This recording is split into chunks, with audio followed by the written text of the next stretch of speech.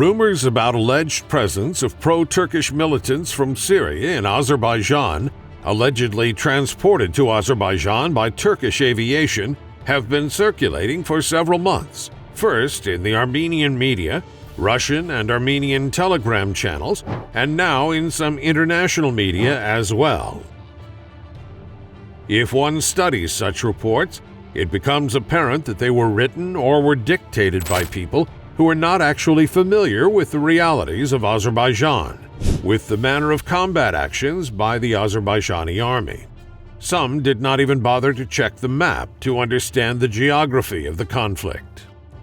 It is worth noting that such paramilitary units are mostly used in proxy conflicts or civil wars, and what is happening now in Karabakh cannot be considered either the former or the latter.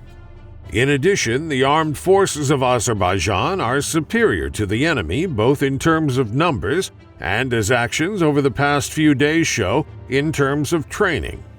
Besides, there are also internal troops of the Ministry of Internal Affairs and Border Guard troops, which have not yet been involved in military operations. What will the arrival to the theater of operations of 300 to 400 militants from Syria change for Azerbaijan? Absolutely nothing.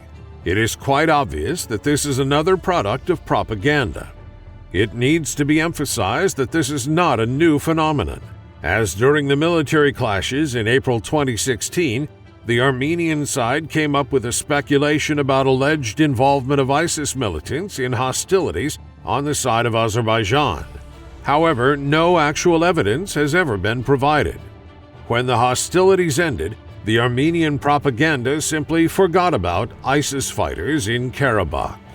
And now they turned back to the speculations about foreign fighters. Long before the outbreak of hostilities, the Armenian army experienced serious personnel shortages, as Armenia had a problem with having a sufficient number of conscripts for many years, due to a population decline as well as evasion of the conscripts from the draft.